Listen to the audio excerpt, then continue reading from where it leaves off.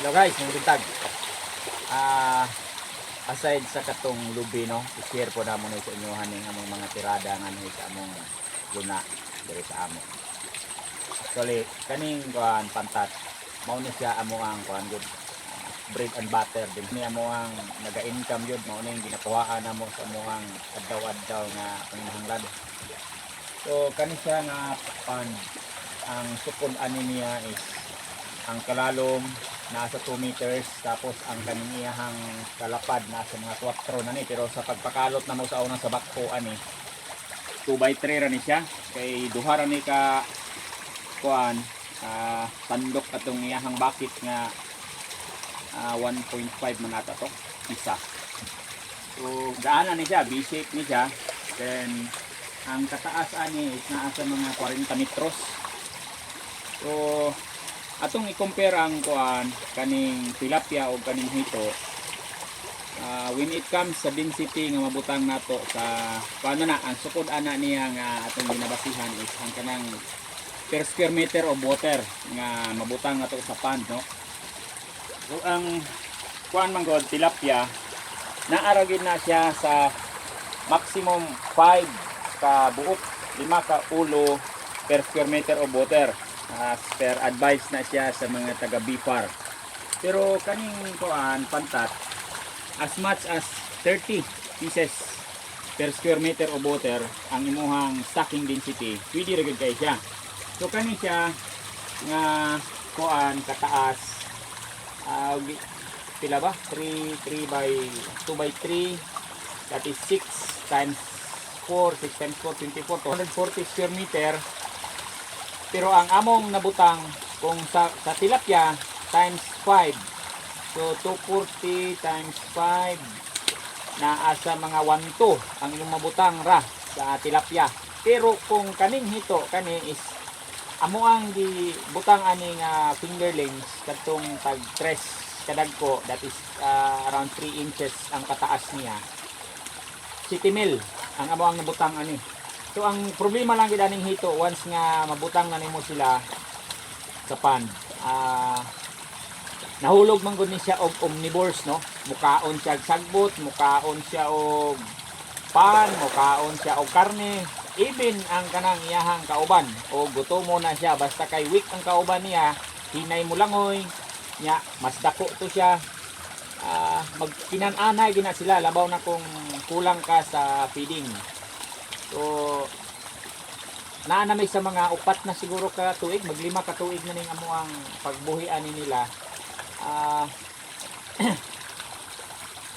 Ang amo ang survival rate is naa sa mga 70 to 80%.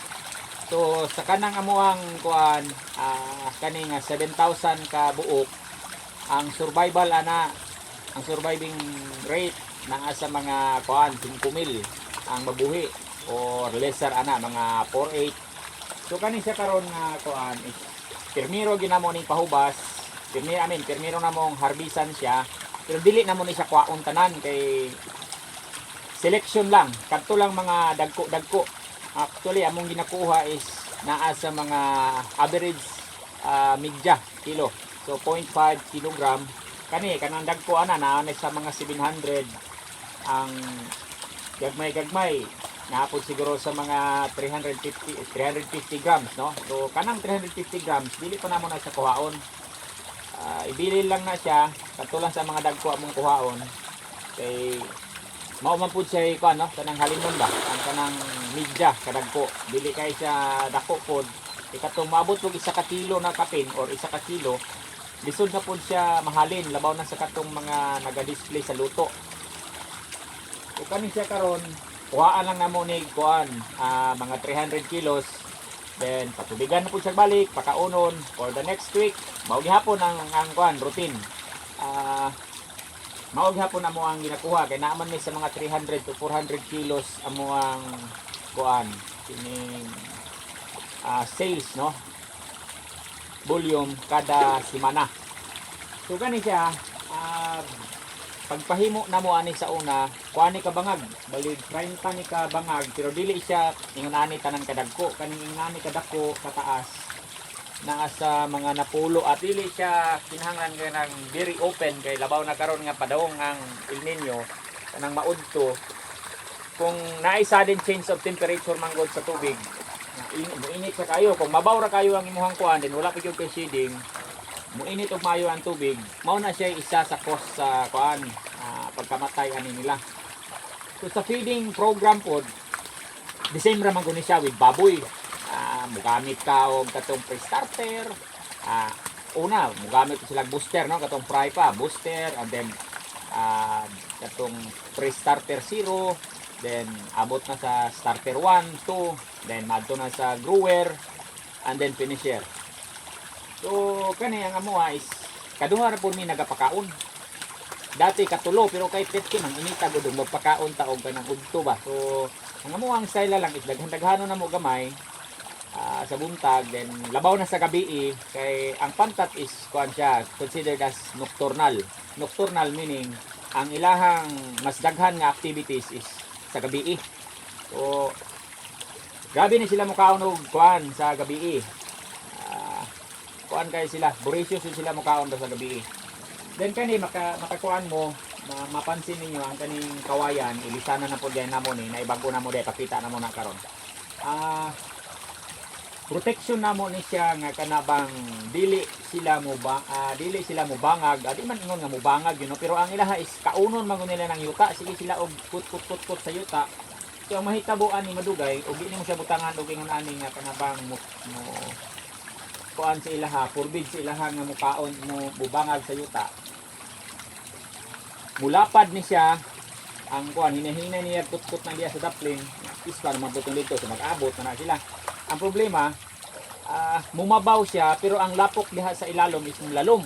So lisod kayo mag-harvest og ingon ana nga lalom. Labaw na tong mga kuan mao ning ingon ani ang design namo kay during harvest dili kay siya lisod. Ang uban katong lagpad bitaw kayo nga kuan pispan. Lisod to siya harveston in the sense nga dili ka makabaling kani amo kung naibaling pwede mi magbaling pero para sa ako manggod mas maayo na lang ngayon ani gamay ra man po matapok man siya kay kani siya slope man ni mapana man ni siya diri lalong ni siya dito pamabaw dito so magtapok ra gid ang isda nga risa isa ka porsyon so dali ra siya kuan pilian harbison so kanang sa feeding ani niya naagyoy kuan po no overfeeding ani is dili pod maayo kay kani siya bisan og busog na kayo hala sige kaon gihapon then when the time comes nga kanang burot na kayang tiyan, labaw nag-feed sa iyang makaon, buburot pa man gusto siya, mubukad ang kuan, ang feed sa tiyan nila. So naay mga time nga kung masubra kag pakaon, naagay mortality mahitabo, naay mamatay. So kuan lang kanabang control. So mangutana ba kung saan pag-control? Kanang sa ilahang the way sila mukaon, pag pakaon nimo, then balikan nimo, dili tong ingon nga iyabo nimo diretso tanan ba nga daghan kaayo. Tanawon sa nimo kung unsa kadaghan ang ilahang pwede lang makaon then pag magtimi-timi na gani then tama na ayaw na nagi sobra pa og kuan yabo so magkuan ta guys ha magsample ta og kuha gamay lang siya tanawon pero galong man sa guys ang lapok ani niya nara sa mga anak tama-tama lang nga matabunan ni ako ang kalapa so ang isda ani nasa mga 1 foot siguro sa baga aside sa tubig. Kani dili man siya ingon nga dali ra makatunog no. Lahi tong pantat bitaw nga kuan, katong endemic nga rin sa ato, katong ano nila Taiwan variety. Katong oy kuan yun, nako experience na sa una nga.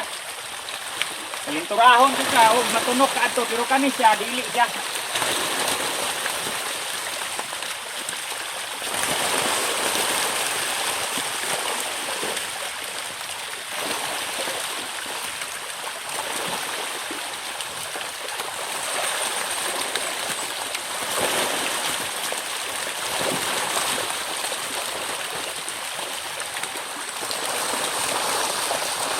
So ingon nani ang size sa amo ang gin-harvest guys kani murag nani siya sa mga ko ano sa kadugay na po natong ginunit-gunit og pantat kani nani siya sa mga almost 400 grams or naayo mo patong siya 400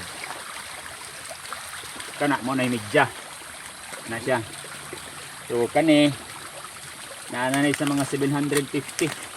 Kana 700 grams. Kani almost a kilo na gini. Kani dako. So mao na siya mga sizing nga among gina-harvest kay kuan man pud siya, mao man pud niyang saleable. Naapoy mangita og inani kadagko, labat tong mga mahilig pud sa kanang daghang unod ba.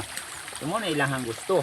Kaning ingon ani nga size, kadto pud nang daghan-daghan sila sa ilang panimalay niya, gusto tagsaan sila og usud-anon nga kadto bang deep fry, mao pud ilang gusto. So kuan gyud kana bang didto sa kana bang tigluto na kuan pud ka magpailin-ilin pud ka sa sizing kay kung ipuro nimo ingon ani naay dili gyud mo palit. Ug puro po ingon ani po daghan pug mangita pug ingon ani kadagko. So tanaw nimo guys oh, pula-pula ba mura ba siya og samad pero normal gyud ni siya niya. Oh. Nindot. Kuan. Yun sa lang nga variety. Kuan ni siya. Mix ni siya sa African ug kadtong Thailand. Naay kuan nila nga ang Thailand, kusog kay siya mo tubo.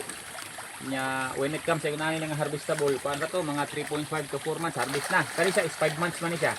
Bago ra namo ning gipa kuan, pa ilisan ang kawayan, siding niya. Then ang sulod ani niya karon is mao nitong amo ang gi-flex bitaw sa inyo nga kadtong fry pa nga gikuha namo nga 23 mil. So kani siya karon siguro naapoy buhi ani nga mga 15 kapin, 15 to 17 mil. Kani siya nga kadako sa fish pan, mao ra na siya atong ato ang gikuan dito. Tan-aw atong giharbisan namo karon pero kani siya pag abot ani og kuan battery size na amo gigihapon ni siyang i-separate, amo siyang i-sortingon, ilahi nimo tong mga almost the same sizes, then katong gagmay pwede ra siya ipabilin nga re or ibalhin na pug laing pan. So dili gid siya pwede ba nga kana bang ubano nimo tong small, medium, large kay once nga mauban nimo na mahitabo ang katong small nimo, mahimo gid to siyang kuan prey sa mga predator nga dagko. Kaning pikas mao ra gihapon ni pero kana siya paano po na harvestable na po na siya kani na gamay ra man ni maanaara na siya sa mga 2,000 ang nabutang na mo diha katong mga siniparit na baso kuana naa sa mga 700 to 1,000 kilos po na siya diha kaning kuan kaning pan katong kaganina naatos mga og di kaabot og 3,000 nasa mga 2,500 kilos. So kuan siya kana bang og makabuhi kag nga nakadaghan murag bubintaha pod kay ang delivery price ra ba namo is naa sa 155. So kung naa kay 1,000 kilos sa 155 and then you have 155,000. So kato siya bisag 2,000 lang so naa na mga 300 no. Lamay paminahon. Pero ang feeds aning mo ang kuan palit per week naapod sa mga kuan more or less na sa mga 40,000 weekly ang gasto. So kuan siya kanabang dako pod siya og gasto kay siyempre nagarely lang gyud mi sa mostly sa kuan sa feeds. Pwede man gud pod siya mapakaon og kadtong asula or kadtong duckweed. Kami nami duckweed diha amo pang kuan pod padaghan.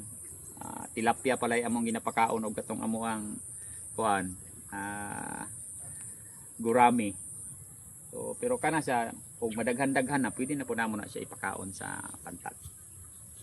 So kadto lang sa among ma-share with regard sa pantat kung naamoy kuan do dili go kay tayo na nakahawd no maulaw po ta sa mga kauban nato nga tuwa sa kalinan kay sila gyud kuan na gyud ana bang expert. Ini nga ko is sharing lang might be maka kuan pod makatabang pod sa inyo kung kuan mo ba kana bang mo decide mo nga mo himo og ingon ani backyard nga kuan lang fish pan pang konsumo pang baligya sa mga silingan. So pwede ra kayo. So kato lang maayong buntag pag-usab.